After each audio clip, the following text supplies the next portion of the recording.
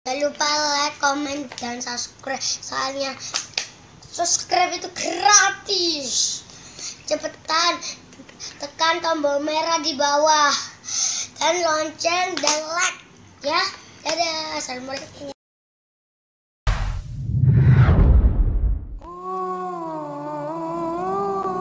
Padahal kita tahu kematian itu hakul yakin, semua bakal mati.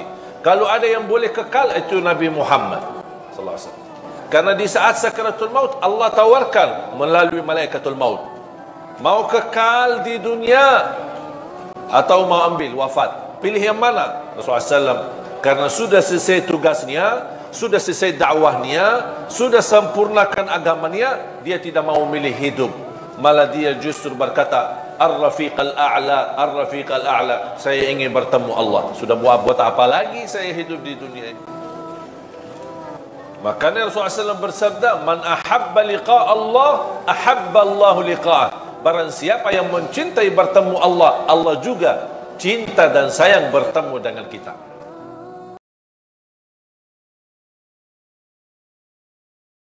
Dunia ini menurut saya, dengan adanya kematian menghilangkan semua impian-impian duniawi kita. Berjabat, hilang nikmatnya jabatannya dengan kematian.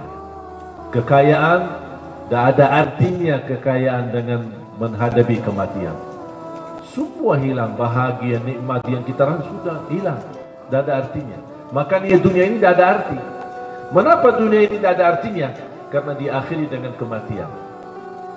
Makanya kata ulama, apa arti daripada hidup yang ujungnya mati? Apa arti hidup yang ujungnya mati? Arti hidup yang sesungguhnya yang tidak ada kematian sama sekali. Itulah hidup nanti di surga, di akhirat. Itu kalau sudah dibangkit oleh Allah, tidak boleh mati lagi selama-lamanya. Dan kita tinggal milih, mau menjadi neraka, ahli neraka selama-lamanya, atau menjadi ahli surga selama-lamanya.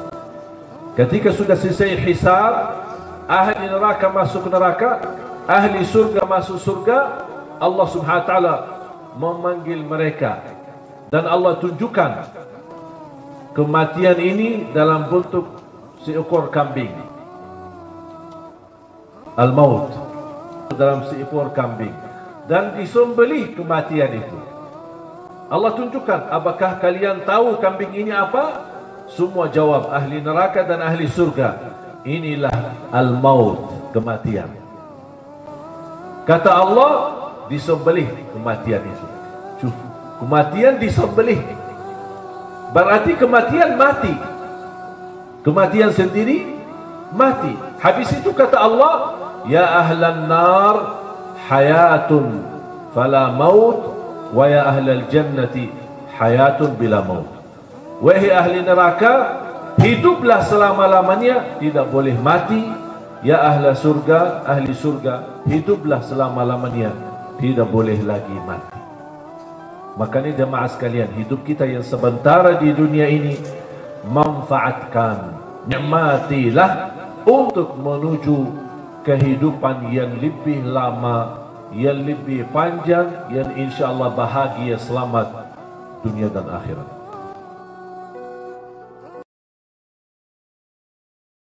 Assalamualaikum warahmatullahi wabarakatuh. Inilah kuburan,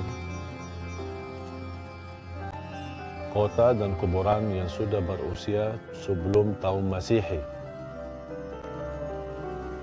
yang kita hanya melihat dari bangunan kota ini sudah yang tersisa sedikit. Kira-kira apa yang tersisa dari tulang-tulang mereka.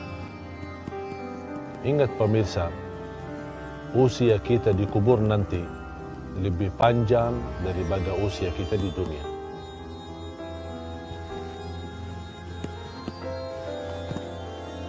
Ingat mati sebenarnya sebuah amalan yang menyadarkan kita. Bahkan Rasulullah SAW bersabda, cukup ingat mati menyadarkan. Allah Subhanahu wa taala berfirman, A'udzu billahi minasy syaithanir rajim. Kullu nafsin dha'iqatul maut wa innama tuwaffawna ujurakum yawmal qiyamah. فمن زحزح عن النار وأدخل الجنة فقد فاز وما الحياة الدنيا إلا متاع الغرور. Sadaqallahul azim. Semua yang bernyawa akan mati. Nabi Muhammad sallallahu alaihi wasallam sebaik-baik manusia sudah merasakan kematian. Para sahabat pun sudah merasakan kematian. Siapapun yang bernyawa dari seluruh makhluk, termasuk malaikat, akan merasakan kematian. Hanya Allah Subhanahu wa taala yang maha hidup. Allahu la ilaha illa huwal hayyul qayyum. Pemirsa yang dimuliakan Allah Subhanahu wa taala, ingat mati adalah selalu membuat kita istiqamah beramal saleh, menjauhkan kita dari fitnah dunia, menjauhkan kita dari berlebihan menurusi dunia. Boleh kita urus dunia, tapi juga jangan lupa mengutamakan akhirat. Akhirat adalah hidup kita selama-lamanya. Tapi sebelum kita menuju akhirat, pasti kita akan masuk ke rumah kita yang baru, adalah kuburan. Kita akan sendiri di tempat yang sempit dan gelap. Ingat selalu mati, akan Allah Subhanahu wa taala membukakan jalan untuk selalu kembali kepada Allah.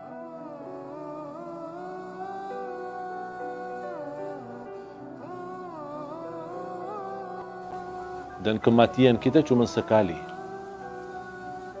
tidak akan mati lagi.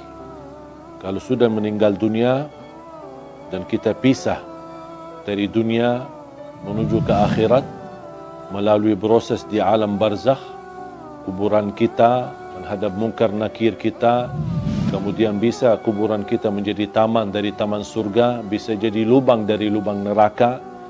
Dan yakini kehidupan kita nanti di alam kubur jauh lebih panjang daripada hidup kita di dunia.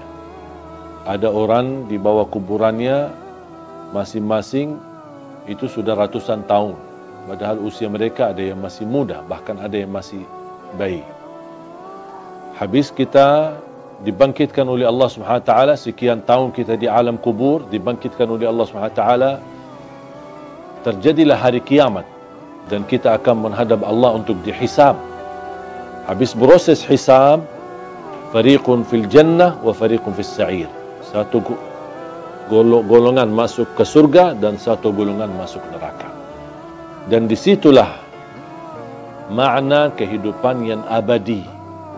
Bisa abadi di neraka, bisa abadi di dalam surga.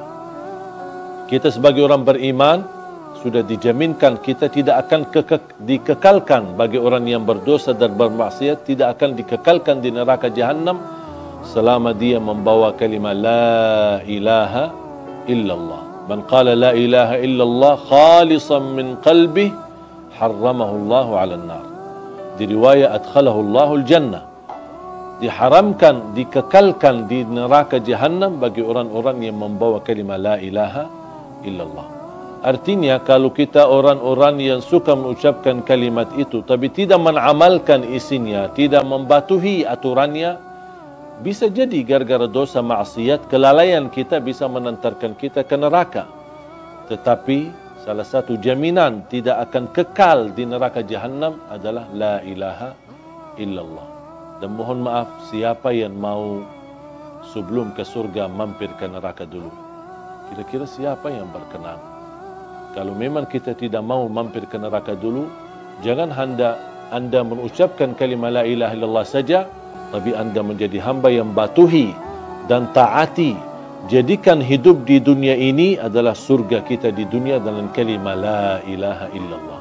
Itulah dengan kalimat la ilaha illallah, dengan kita mempunyai syarat-syaratnya, mengamalkan isinya, membatuhi dan mengikuti aturannya, kita akan diselamatkan oleh Allah Subhanahu wa taala dan akan kita bahagia dalam kehidupan kita di dunia yang sementara dan juga akan bahagia selama-lamanya nanti di akhirat. Jangan sampai dunia ini yang hidupnya sementara melalaikan daripada kehidupan yang abadi. Banyak orang masih memilih kehidupan enak, tapi nanti di akhirat sengsara. Jadikan hidupan di dunia ini, walaupun anda hadapi susah, tantangan, tak apa-apa. Semua bakal berlalu. Dan segala sesuatu di dunia ini, biarpun yang paling enak kita dapat. Anggaplah kita kaya, orang yang paling kaya raya. Tapi ujungnya mati, buat apa kekayaan itu? Buat apa kemewahan itu? Buat apa keindahan itu? Kalau saya akan nanti tinggalkan, akan menuju kepada kehidupan yang abadi. Makanya harus kita fikir cerdas untuk memperjuangkan kehidupan yang abadi, yang insya-Allah akan kita menjadi orang yang kekal di dalam surga Allah Subhanahu wa taala, insya-Allah tanpa mampir ke neraka. Amin.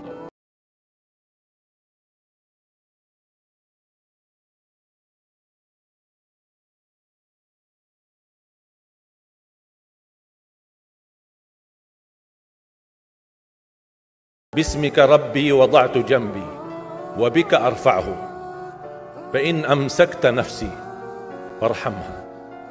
Ketika saya baca fa in amsakta nafsi farhamha, saya bisa merasakan ketika Allah wafatkan saya malam itu, dan saya sangat memohon rahmatilah aku ya Allah. Ketika saya sendirian saat dimandikan, saat saya sendirian saat saya dikuburkan, saya sendirian saat disalati, saya sendirian saat dihisab, saya sendirian saat menghadapi munkar nakir, saya sendirian saat mereka mengucapkan man rabbuka, ma dinuka, man nabiyuka. Kalau bukan rahmatmu ya Allah, saya tidak akan bisa apa-apa. Saya tidak bisa nyaman, saya tidak bisa selamat, saya tidak bisa bahagia. Bagaimana kuburan yang sempit dan gelap bisa menjadi kun fayakun raudhatun min riyadil jannah, taman dari taman surga. Bahkan Allah tunjukkan posisi kita di surga. Makanya seorang hamba yang bisa melihat posisinya di surga, dia berteriak, ya Allah, aqimis sa'ah, segerakanlah datangnya hari kiamat. Sebaliknya orang-orang yang na'udzubillah, ketika disempitkan kuburannya, bertambah gelap, bertambah hitam, belum lagi turun azab, ditunjukkan posisinya di neraka di sampingnya, dan dia berteriak, ya Allah, la tuqimis sa'ah, janganlah terjadi hari kiamat. Sudah aku disiksa di sini, sudah cukup, apalagi akan disiksa nanti di hari kiamat. Makanya ketika saya baca bismika rabbi wada'tu jambi wa bika arfa'hu fa in amsakta nafsi, ya Allah, kalau memang nyawaku malam ini dipertahankan, rahmatilah ya Allah. Karena prosesnya panjang. Ketika Uthman bin Affan disebutkan surga dan neraka, tidak pernah nangis. Tapi ketika dibahas kuburan, 3 malam tidak bisa tidur. Kata beliau, al-qabru awwalu manazilil akhirah. Kuburan itu langkah awal ke akhirat. Kalau itu lulus, lancar, bahagia, selamat, insya-Allah lebihnya aman dan sambil menuju ke surga. Tapi kalau kuburannya menderita, menjadi tersiksa, menjadi pahit dan tidak bisa nyaman, tidak akan bisa nyaman lebihnya dan selanjutnya, na'udzubillah min zalik. Wa in arsaltaha ya Allah, kalau memang kami di malam ini masih ditetapkan, masih punya umur dan dilepaskan nyawa kami, kami masih diizinkan untuk beraktivitas dan beribadah, mendekatkan diri kami kepadamu ya Allah. Kita ingat, fahfadha, jagalah dirimu, karena kami takut juga mengulangi dosa, kami takut lagi mengulangi kesalahan, kami takut menjadi orang yang suka selalu masbuk atau ketiduran dari salat, kami suka terlalu banyak kelemahan dan kebodohan kami. Kami tidak mau ya Allah, jagalah diri kami sebagaimana terjaga dirinya hamba-hamba yang salih. Wallahi jamaah sekalian, saya usulkan kalau bisa hafal doa ini, karena sangat indah, hayati maknanya, dalami isinya, agar kita tidur dan kita merasakan tergantung diri kita dengan rahmat Allah Subhanahu wa taala. Kalau memang mati malam itu, kita insya Allah dirahmati Allah. Kalau kita masih punya umur, mudah-mudahan kita terjaga untuk bisa menjadi sebagaimana hamba-hamba yang salih. Jamaah sekalian, kematian itu jauh lebih dekat daripada titik nafas kita setiap hari.